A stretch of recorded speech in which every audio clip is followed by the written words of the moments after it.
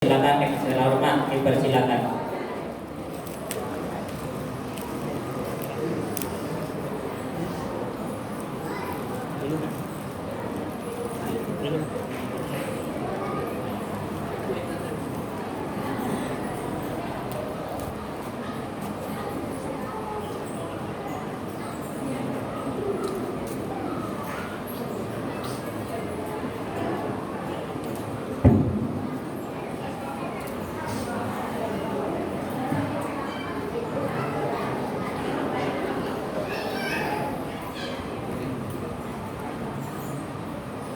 أحييكم بتحية الإسلام تحية من عند الله تحية مباركة.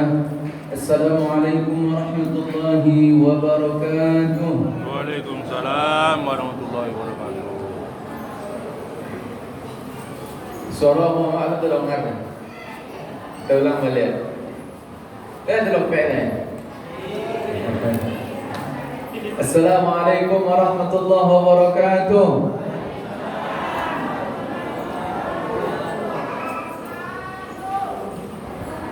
الحمد لله الذي أنزل القرآن هدى للناس وبينات من الهدى والفرقان. الحمد لله الذي بنعمته تتم الصالحات وبلطفه تتنزل الخيرات والبركات وبفضله تتحقق المقاصد والغايات. الحمد لله على سير النعم التي لا تحصى، الذي أسرى بعبده ليلا من المسجد الحرام إلى المسجد الأقصى. إن الحمد لله نحمده ونستعينه ونستغفره ونعوذ بالله من شرور أنفسنا ومن سيئات أعمالنا. من يهده الله فلا مضل له ومن يضلله فلا هادي له وفلن تجد له وليا مرشدا. أشهد أن لا إله إلا الله البر الكريم الرؤوف الرحيم، وأشهد أن محمدا رسول الله صلى الله عليه وسلم. اللهم صل وسلم وبارك على سيدنا محمد طب القلوب ودوائها ونور الأبصار وضيائها وعافية الأبدان وشفائها. Segenap perangkat desa seberang taluk yang dimuliakan oleh Allah Subhanahu wa taala, segenap bapa pengurus Masjid An-Nisa At-Taqwa, kemudian alim ulama, cerdik pandai, nenek mama, terkhusus kepada bapa dan ibu jemaah salat Isya, tarawih dan witir di malam yang berbahagia ini. Semoga kiranya kita semua dimuliakan oleh Allah. Amin. Kalau ada yang sakit disehatkan, kok punya kondak hajat diterima dikabulkan oleh Allah Subhanahu wa taala. Keluarga sakinah mawaddah warahmah, anak-anak yang menjadi qurratu a'yun, pelipur lara, penyejuk mata, anak-anak yang saleh dan salihah, kok mati kita doa sampai kepada kita. Amin ya rabbal alamin. Bapak dan Ibu yang hamba muliakan, mari bersama kita bertakwa kepada Allah Subhanahu wa taala. Apatah lagi kita sudah masuk ke 10 malam yang terakhir. Disitulah letaknya ada malam yang mulia. Bukan di semua malam dia datang, tetapi di satu malam dari yang 10 itu, Lailatul Qadar. Itulah sebabnya Nabi Muhammad mendekati masuk kepada 10 malam terakhir, Nabi Muhammad i'tikaf lama di masjid. Nabi Muhammad sallallahu alaihi wasallam yajtahidu fil ashr al-awakhir, bersungguh-sungguh beribadah kepada Allah di 10 malam yang terakhir, melebihi kesungguhannya daripada malam-malam sebelumnya. Selanjutnya kita bersyukur kepada Allah hingga detik ini. Begitu banyak nikmat yang Allah berikan. Di antaranya nikmat berpuasa di siang tadi masih kuat kita laksanakan. Nikmat melaksanakan ibadah tarawih dan witir. Begitu pula nikmat masih bisa kita nikmati yang halal dari semua jenis makanan yang halal, minuman yang halal, halalan thayyibah. Semoga Allah berkahi dalam jasad kita. Selanjutnya salawat dan salam kepada Nabi junjungan Nabi Muhammad sallallahu alaihi wasallam. Bapak dan Ibu yang berbahagia, malam hari ini pemerintah desa Seberang Taluk sebenarnya mengundang guru kami tercinta, guru kita semua, Al-Ustaz Subamri SHI. Beliau tadi malam menelpon kami.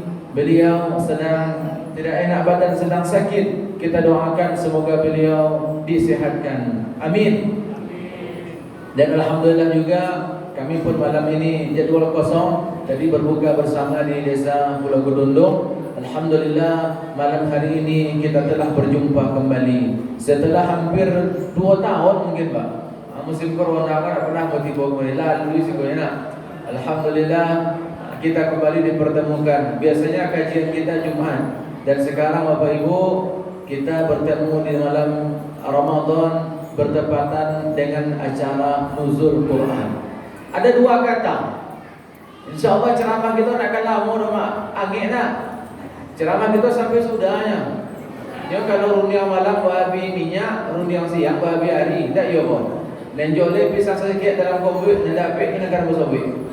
Ya, Bapak Ibu yang berbahagia, ada 2 kata. Pertama nuzul, yang kedua adalah Al-Quran. Nuzul dari kata nazala. Itu berbeda. Nazala dengan anzala. Kalau anzala itu turun sekaligus 30 juz. Kalau nazala turunnya berangsur-angsur selama 23 tahun. Anda orang tidak pahami Pak? Jadi Quran itu cara turunnya 2. Berapa cara turunnya Pak? 2. Nen pertama adalah anzala, turunnya sekaligus dari Lauhil Mahfuz di langit ke-7 atau 4 wallahu alam, turun ke langit pertama, langit dunia, sekaligus pada malam Lailatul Qadar, turunnya sekaligus 30 juz, 100 boleh surat.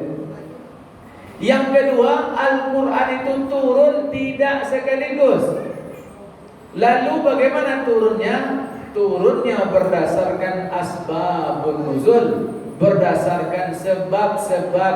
Ada masalah terjadi, ada sahabat bertanya ke Nabi, Nabi tak bisa menjawab, maka turunlah ayat. Datang lagi mengadu, turunlah ayat. Datang lagi hukum, turunlah ayat. Selama 22 tahun atau 23 tahun lengkaplah turun 30 juz. 30 tahun Nabi di Mekah, 10 tahun Nabi di Madinah. Berapa 30 tambah 23? Kalau lebih 30 tambah 10 berapa? 23. Kalau 3.500, itu rogo sawit sekilo gini. Tadi aku mengaji sebelum khutbah bercerita dengan kawan. Aduh, orang ni kuan singgo. Sehari panen sawit 30 ton. Pagaji sehari 30 juta, 90 juta. Tugang nama itu cik pun menurut orang lain. Siapa orang Ustaz? Allah alam. Menjadi orangnya dermawan. Orang Islam Pak. Bapak Ibu yang berbahagia, jadi ada orang kaya kuan singgo, dermawan orang Muslim. Sehari gaji 90 juta. Masya Allah. Bapak Ibu yang berbahagia, jadi Quran itu turun di Mekah 30 tahun. Berapa banyak surah turun? Surah Quran itu berapa? 100 boleh. Selama Nabi di Mekah, namanya surah Makkiyah. Apa nama? Makkiyah. Berapa jumlahnya? 86 surah. 100 boleh dikurang 86 berapa? 28. Selama Nabi di Madinah, nama surah-surahnya Madaniyah jumlahnya 28. 86 tambah 28, 100 boleh surah. Bapak Ibu yang berbahagia, itulah proses turunnya Quran. Segala sesuatu yang berkaitan dengan Quran semuanya mulia. Kita ulang. Segala sesuatu yang berkait-kait dengan Quran semuanya mulia. Yang pertama, Quran itu sendiri. Kitab Zabur telah dirubah, kitab Injil telah dirubah, kitab Taurat telah dirubah, tetapi Quran sampai hari kiamat dijaga oleh Allah Subhanahu wa taala. Kenapa? Karena Allah janji, inna nahnu nazzalna dzikra wa inna lahu lahafizun, kata Allah. Kami yang menurunkan Quran dan kami yang menjaganya, kata Allah. Memang terkadang ada orang yang merubah-rubah Quran. Banyak Quran palsu yang tersebar, dirubah-rubahnya artinya, dirubah-rubahnya surahnya. Tidak akan bisa sampai datangnya kiamat baru nanti Quran diangkat. Tinggal lagi lembaran kertas putih, tidak terbaca oleh. Kalau kini masih nampak kha, ba, ra, semua masih nampak. Tapi kalau kiamat diangkat Quran oleh Allah Subhanahu wa ta'ala. Oleh karena itu bacalah Quran sebelum Quran itu diangkat oleh Allah Subhanahu wa ta'ala.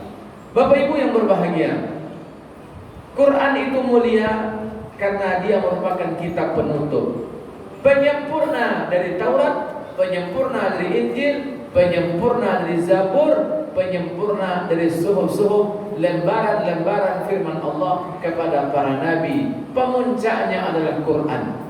Quran itu mukjizat Nabi. Mukjizat Nabi itu kan banyak mukjizatnya. Terbelahnya bulan, apalagi keluarnya ayat dari celah-celah jari Nabi, dimasukkan ke dalam ember bejana, keluar air. Dari situ bisa berwuduk lebih kurang 300 sahabat Nabi Muhammad. Ini mukjizat. Ada lagi yang sakit mata cukup diludahi oleh Nabi, sembuh. Banyak kalau cerita mukjizat ini. Dan mukjizat Nabi yang paling abadi adalah Al-Quran. Sekalipun Nabi tidak ada, Nabi sudah berpulang ke rahmatullah, Nabi tak hidup lagi di zaman kita, tetapi Al-Quran masih ada. Kalau kita cinta kepada Allah, kalau kita cinta ke Nabi, bacalah Quran, Bapak Ibu yang berbahagia. Al-Quran, siapa yang membawanya? Malaikat Jibril. Maka jadilah dia pemimpin para malaikat. Jibril itu jumlah sayapnya 600 dalam hadis. Malaikat paling kuat, paling godang, sayapnya paling banyak, paling semuanya. Kalau dia bentangkan sayapnya, Nabi Muhammad itu 2 kali melihat Jibril dalam rupa yang asli, besar.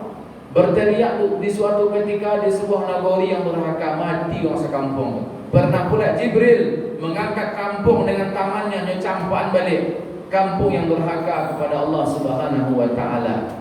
Malaikat Jibril yang membawa wahyu, maka dia menjadi pemimpin para malaikat.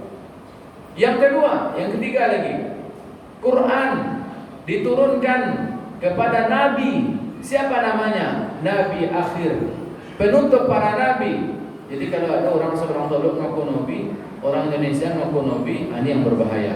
Nabi yang paling terakhir Nabi Muhammad, diberikan kepadanya Quran, jadilah dia pemimpin para nabi, pemimpin para rasul. Di Masjidil Aqsa, di malam Isra Mi'raj, Nabi Muhammad jadi imam. 124.000 nabi. Jumlah nabi itu tidak 25 dah, mak. 25 itu yang ada di Quran. Dalam hadis Abu Dzar, jumlah nabi itu adalah 124.000 sejak Nabi Adam sampai Nabi Muhammad. Dan jumlah rasul sejumlah pasukan Islam di perang Badar 303 boleh. Ketika Nabi Muhammad salat di Masjidil Aqsa, yang jadi makmum di belakang semua para nabi. Itulah mulianya Nabi Muhammad. Selanjutnya Quran diturunkan di bulan yang mulia namanya Ramadan. Bulan Ramadan, bulan yang ke-9, jadilah dia bulan yang paling mulia. Al-Quran diturunkan pada suatu malam, Lailatul Qadar, jadilah dia malam hari itu malam yang paling mulia. Bapak Ibu, ada 3 surat yang menjelaskan turunnya Quran. Lebih jelasnya, yang pertama Al-Baqarah 185. Syahrul Ramadan alladzi unzila fil Quran. Itu kita baca tadi. Bulan suci Ramadan Allah turunkan Quran. Kemudian Allah sebut di surah Ad-Dukhan ayat 3, Inna anzalnahu fi lailatin mubarakah. Sesungguhnya kami turunkan Quran di malam yang diberkahi. Manakah malam yang diberkahi? Surah Al-Qadar ayat 1. Inna anzalnahu fi lailatin qadar. Kami turunkan Quran di malam Lailatul Qadar. Omak di belakang, Lailatul Qadar tu leo berarti mak. Leo berarti pak. Kita lagi lemu 3 je lah. Ini 3 lebih dah banyak, itulah kira-kira. Lailatul Qadar ni 3 makna yang harus kita ambil. Yang pertama, qadar. Lailah tu malam, itulah boleh Pak. Tak mungkin siang. Lailah tu malam. Tapi qadar. Apa maknanya? Makna qadar yang pertama adalah mulia. Apa maknanya? Mulia, elok, tinggi derajat.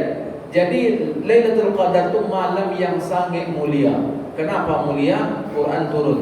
Kenapa mulia? Malam itu malaikat Jibril turun ke bumi. Jumlah malaikat banyak turun ke bumi. Tanazzalul malaikatu waruh. Saya baca dalam hadis, wa innal malaikata tilkal lailah fil ardi akthar min adadil hasa. Jumlah malaikat yang turun ke bumi pada malam Lailatul Qadar itu lebih banyak daripada jumlah batu dan pasir yang ada di bumi. Kalau jumlah pasir di Kuantan, Rosa, sebarang tolok leo bema. Leo be kita. Apatah lagi di malam Lailatul Qadar, jumlah malaikat yang turun lebih banyak dari batu dan pasir. Itu sebabnya malam hari itu apa? Kata Nabi, ini tanda, ini rahasia, boleh kita kurang. Apa tanda Lailatul Qadar? Tilka sakinah, sajiyah, la harrah wa la bardah atau kama qala.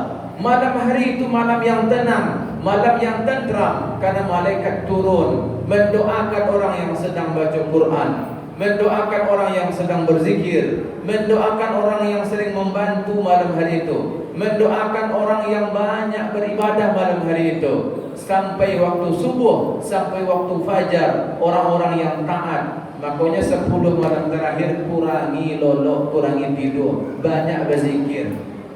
Ustaz, ada orang bertanya ke Ambo, di kampung Ambo kadang orang sekampung tu saat poi ke rimbo, poi ke jalan, poi ke Kuantan, poi ke sungai, pakai suluh, pakai senter. Ini mengapa kata Ambo? Mencari Lailatul Qadar, menunggu bila air Kuantan boku, menunggu bila batang kerambil bersujud. Itu tak perlu. Yang paling perlu itu bukan batang kerambil yang bersujud. Yang paling perlu itu kita yang sujud kepada Allah malam itu. Ustaz, lekan bersuara kita. Bukan masalah bersuara tak bersuara. Kok tak topik malam hari itu ibadah yang banyak kita dengan Lailatul Qadar, maka ibadah kita itu khairum min alfi syahr. Amin. Tidak perlu kita tunggu loh yang Kuantan boku rumah. Balatan digolek dari meja, aku bertengok bila akan boku air. Bertunggu-tunggu ndak. Baca Quran selesai. Maka kata guru kami, kun talabal istiqamah wala takun talabal karamah. Carilah ilmu istiqamah, jangan mencari keramat. Karena biasanya orang keramat kok tidak sembah. Ya. Makanya kata Imam Syafi'i, kalau ada engkau melihat orang bisa terbang di angkasa, ada orang bisa lalu di Kuantan, berjalan di atas air, ada orang punya kebiasaan aneh, punya ilmu yang hebat, kembalikan urusannya kepada Allah. Kalaunya orang taat kepada Allah, itu namanya karamah. Kalau kayak Nabi namanya mukjizat, kepada orang soleh namanya karamah, keramat. Tetapi kalau dia tak salat, dia tak bersujud kepada Allah, dia tak ada okey kepada Tuhan, berarti yang tukang tolongnya adalah hantu belau. Bapak Ibu, di Quran itu sakti, ada suai hantu di Quran. Itu malam nuzul Quran. Ada tak suai hantu di Quran? Ada. Tak percaya deh. Itu Ustaz tu. Lain asli Ustaz mana dalam pembongkar ni. Surah ke-72 apa nama? Apa nama surah ke-72? Tak pilih deh. Surah Jin. Surah Al-Baqarah, An-Nisa, tak, surah Al-Jin. Kan surah itu. Makhluk itu kan 3. Dan pertama malaikat. Yang pertama malaikat. Kata Nabi, khuliqatul malaikah min nur. Malaikat diciptakan dari cahaya. Itu sebabnya malaikat yang turun di malam Lailatul Qadar pun tak pono dunia, pun tak pono bumi, kerana cahaya. Cahaya kan tak makan tompek, betul tak? Itu penjelasan Syekh Abdul Somad. Cahaya itu nak makan tempat. Banyak pun malaikat turun tak akan penuh bumi karena cahaya. Cahaya itu nak makan tempat. Yang kedua, jin dari nyala api. Jin terbagi lagi. Kalau buruk perangai, berokok kepada Allah, namanya setan. Jin kafir itu setan. Lalu siapa nama bosnya Ustaz? Nama bos setan, nama bos jin kafir, Iblis. Azazil, Iblis. Istananya di lautan. Bapak Ibu yang berbahagia, Allah Subhanahu wa taala berkahi Ramadan. Mana bentuk berkahnya? Idza jaa Ramadan. Kalaulah tiba bulan suci Ramadan, futihat abwabul jannah. Dibuka pintu surga. Wa ghuliqat abwabun nar, dikunci pintu neraka. Wa sufidatis syayatin, dikobek setan, dibelenggu setan, diikat setan. Bapak Ibu, apa maknanya setan dikobek? Kalau borok dikobek, obena. Tapi apa maknanya setan dikobek? 3 makna. Coba kita jelaskan. Kalau al-qadar menunci apa jelaskan? Setan dibelenggu 3 maknanya. Yang pertama, memang setan itu ada, cuma setan terbagi 2. Surah Al-An'am kata Allah, syayatinal ins wal jin. Setan terbagi 2, ada setan golongan jin, setan golongan manusia. 2. Di bulan suci Ramadan tu yang berkobek setan golongan jin, tapi setan golongan manusia enggak. Ngeri berita. Kalau di media sosial, di HP itu macam-macam berita bulan puasa. Orang yang dibunuh lah, begal lah, geng motor lah, puasa. Bapak Ibu yang berbahagia, itu namanya apa namanya itu? Apa ayahnya kita menyobi nak? Jadi yang dikobek itu setan golongan jin, tapi setan golongan manusia.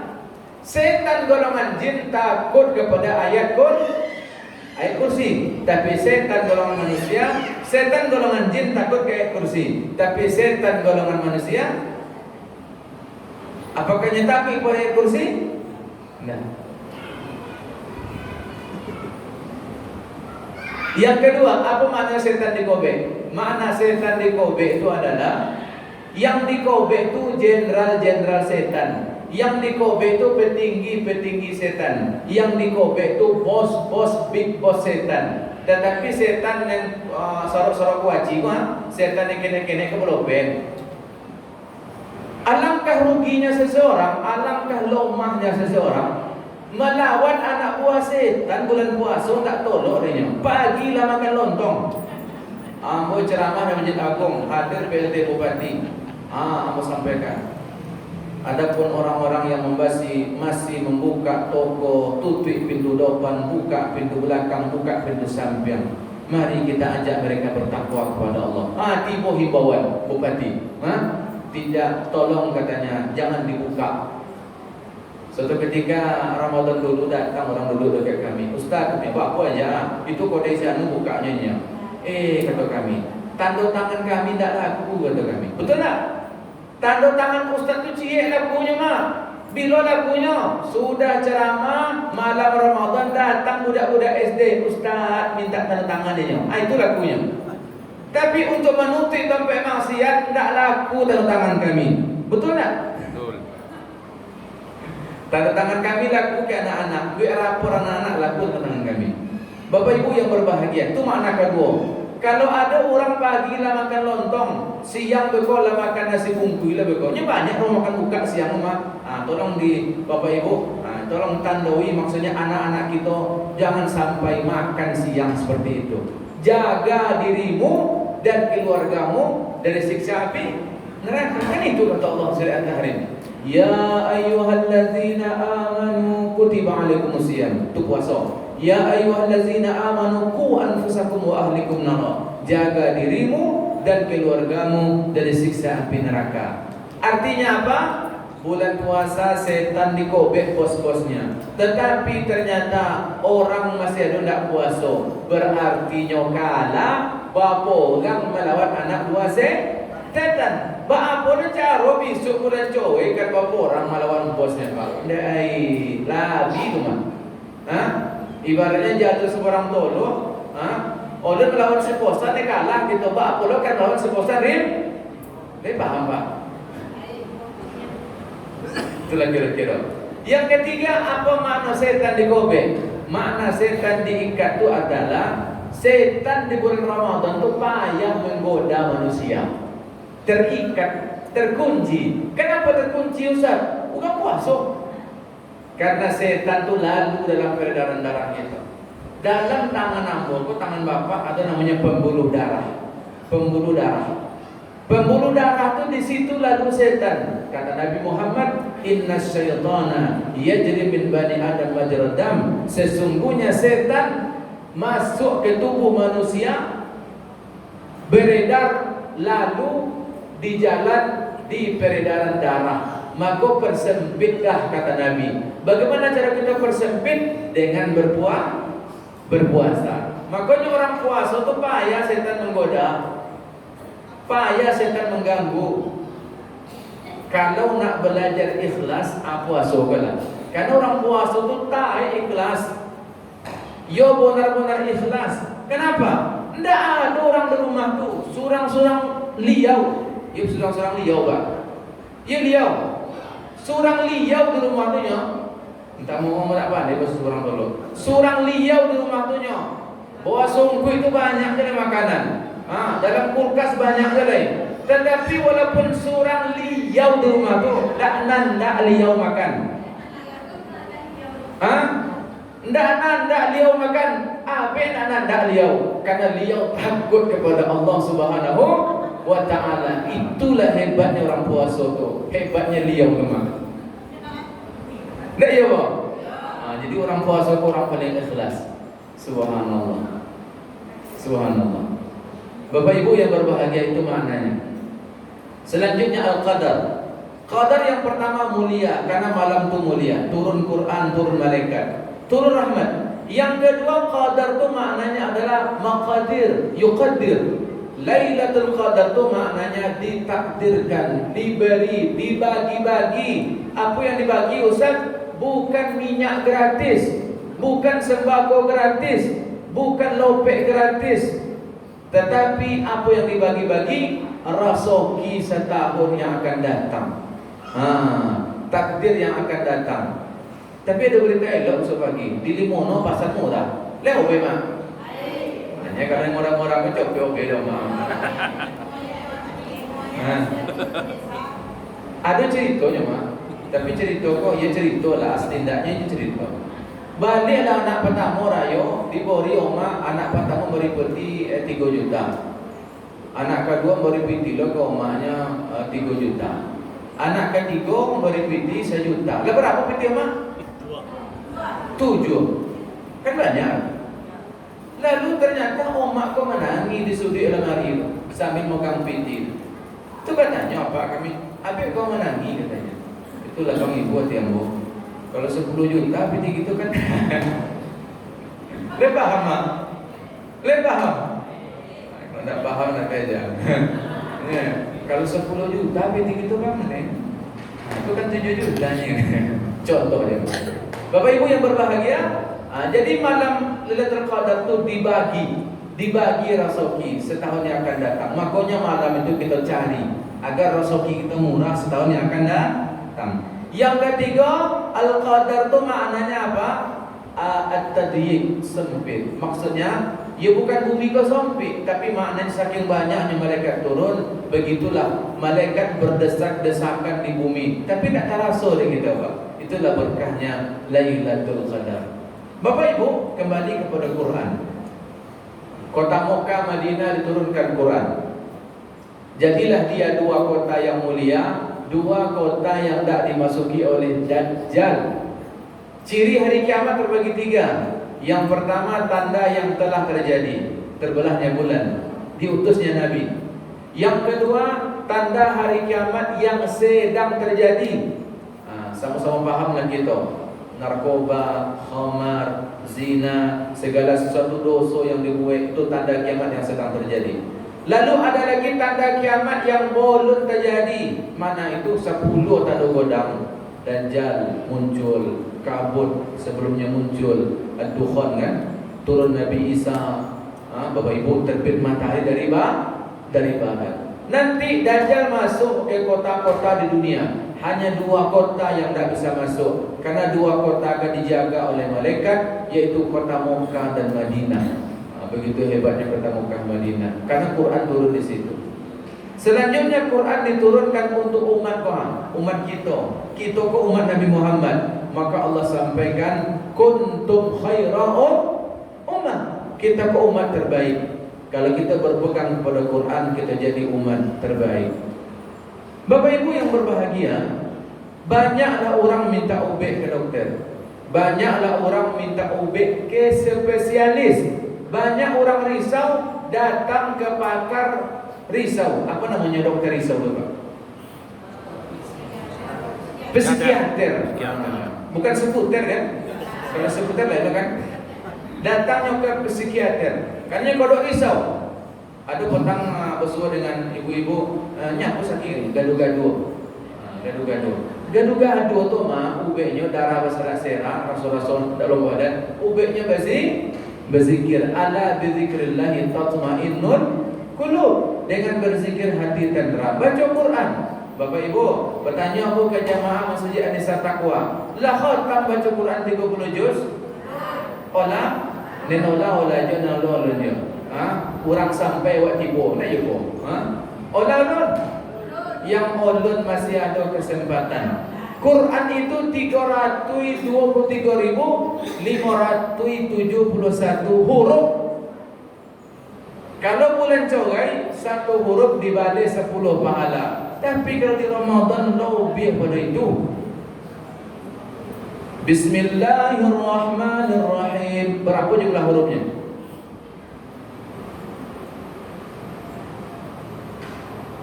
Sambil monong bisa menemajir. Bismillahirrahmanirrahim. Berapa jumlah hurufnya, Pak Bu? 9 boleh. Artinya kalau kita baca Bismillahirrahmanirrahim, kalau bulan Corai dapat pahala 190. 190 gaji sehari. Tidak ada orang makan gaji sehari. Berapa gaji sehari? 100.000-nya. Bapak Ibu yang berbahagia. Jadi kalau kita baca Bismillahirrahmanirrahim, besar pahalanya. Apatah lagi Bapak Ibu bisa baca Quran. Imam Az-Zuhri mengatakan hanya 2 program kita, program unggulan bulan puasa. Joleh puasa joleh, malam tarawih witir joleh. Tetapi orang beriman di Ramadan kok 2 program unggulan. Dan pertama program unggulannya tilawatul Quran. Banyak-banyak baca Quran bulan puasa. Baca Quran tu kalau gini kodok menguak, tapi kalau banyak dilawan lah takut setan. Baca pertama a'udzubillah menguak tu mah. Baca bismillah menguak. Ayat pertama menguap. Tapi kalau makin banyak baca Quran, makin dibolang mata tu laga 2 setan. Aku dah ugang mengaji setan. Lagi setan tu. Lagi antu tu. Kenapa? Yang sakit telinga dengan Quran. Betul tak? Yang sakit telinga dengan Quran ni. Bapak Ibu, kalau kita menguap, disunnahkan bagaimana? Bagaimana sunnahnya? Tutui. Kenapa? Karena setan pengen masuk. Ketika faiza qala ha, dah ke setan. Kalau ada orang menguap membaca tuan. Itu setan golak, dia seorang setan itu masuk ke dalam tubuhnya. Bapak Ibu berbuka atau sahur, jangan minum pakai tangan kiri, makan pakai tangan kiri. Karena setan minum pakai tangan kiri, makan pakai tangan kiri. Nauzubillah. Bapak Ibu yang berbahagia, Al-Quran diturunkan sebagai obat. Tidak perlu kita beli buku-buku motivasi sebenarnya. Di Gramedia, di toko-toko buku, bak pencarokan bahagia, bak pencarokan sonang hati, bak bukan mau beati, bak pencarokan nak kayun. Caranya adalah baca Quran. Bagaimana cara bacanya, Ustaz? Paling kurang sudah baca sembahyang, baca kat selembar 2 lembar. Baca Quran. Itu obat. Mana buktinya? Allah sobik kuah membuka surah itu. Surah Al-Isra, surah ke-7 boleh. Apa nama lainnya? Bani Israel. Israel itu siapa? Nabi Ya'qub. Berapa jumlah anaknya? 2 boleh. Termasuklah Nabi Yusuf. Jadi Nabi Yusuf itu mulia apa? Ayah Nabi, datuk Nabi, abuyutnya Nabi Yusuf bin Ya'qub bin Ishaq bin Ibrahim. Mulia. Apa kata Allah? Surah 82 ayat ke-82. Bismillahirrahmanirrahim. Wa nunazzilu minal Qur'ani ma huwa shifaa'un wa rahmatul lil mu'minin. Kami turunkan Quran kata Allah sebagai syifa. Ma makna syifa? Apa makna syifa? Ube. Bapak ibu yang sakit lah bonek berubek kapokan kemana berubek. Jangan lupakan ubek dengan Quran. Memang ubek dokter itu yakin pula kita. Tetapi dengan Quran pun yakin. Maka disunnahkan disuruh kalau kita tidak sibuk, tolong kalau minum bacakan Al-Fatihah kepada ayat. Kalau bisa poli air zam-zam. Itulah air yang paling elok. Sebelum minum air zam-zam, baca doa, bacakan ayat. Itu air akan menjadi obat Bapak Ibu. Quran itu obat. Abu Sa'id Al-Khudri meriwayatkan, ada dulu ketika beliau safar bersama rombongan sahabat, ada kepala suku yang disongek kala jengking. Lalu kata beliau, kalau kalian bisa mengubek dan beri kalian hadiah. Ternyata Abu Sa'id Al-Khudri yang bukan dokter, sahabat Nabi, bukan dokter dia. Dia hanya mengobati sakit kepala suku dengan bacaan Al-Fatihah. Botak. Kalau kita lah 7 boleh kali kita baca. Tak ya Pak? Berapa kali sehari semalam baca Al-Fatihah? Kalau kurang 7 boleh, kau tak sembahyang Mas. Yang 7 boleh rakaat tak? 7 boleh rakaat itu 7 boleh kali Al-Fatihah. Lah tak kodok kita baca Al-Fatihah. Ha? Nabi sallallahu alaihi wasallam, para sahabat nyoba baca Al-Fatihah, botak. Akhirnya diberi kambing banyak. Diberi kambing banyak oleh kepala suku ke sahabat-sahabat tadi. Sembuh penyakit dengan Al-Fatihah. Bapak Ibu, jadi Quran ini obat dan rahmat bagi orang beriman. Rahmat datang, kebaikan datang dengan bacaan Quran. Nak sonam, langsung kita praktek Bapak Ibu dengan motivasi. Siapa rumah yang pernah ngajak di seberang tolok Oma? Boleh Pak Ayah menjawab kita. Rumah bosan. Kenapa rumahku paling ngajak? Ya tonang ada yang bosan. Beribadah malam tonang, walaupun kene catnya tak jodoh, tak pakai AC, tapi kami tonang bosan. Dengan bini jarang bercokak, dengan laki jarang bercokak, anak-anak leo mumadok kepada Allah, disuruh nyomu. Orang tua kita dulu kan gitu Pak, barokah. Aku yang cari, aku yang cari barokah anak-anaknya, masya Allah. Orang tua kita tak banyak pikir Pak, malam lolok tidur, tak ada mikir-mikir utang oto, tak ya Pak? Tak ada mikir-mikir kredit, tak ya Pak? Demi Allah, aku orang seorang bom, orang-orang, kamu tak bohong kira Pak. Tapi itu nyata, demi Allah nyata. Orang dulu tu tak ada sosak-sosak dadong, tak ada sosak-sosak tensi, kenapa? Tak adanya stres. Orang dulu tu malam tu lolok tidur, tak terfikir hutang dia. Ya Allah, betapa mulianya orang-orang dulu. Tak tahu nangkat oleh TV godang, auto godang, tupperware godang, lapik tobal, kursi godang. Tak ada duit lah kata abang. Atau nanya lah kredit awak. Almari lah kredit lo, piring lah kredit lo, TV lah kredit lo, auto lah kredit lo. Kan tidur tu terbayang. Bulan baru buat pejaroh. Kau pada kesaki ke pada pojang ke pada ni. Orang dulu tu tonang hidupnya. Malam tu bangun tahajud kepada Allah. Tonang. Dia tidur pun kalau tonang Pak. Loma badan tu. Siang loma, makan loma, minum loma. Tapi kalau pikiran tak nyaman, dia gara-gara tidur tak nyaman, itulah penyebab petaka bagi kita Bapak Ibu. Makanya Nabi itu kan memakruhkan tidur lambe. Tak boleh dah Nabi kecuali berzikir, baca Quran dan cerita. Bapak Ibu yang berbahagia, dah sampai lo kata baru cerita kita.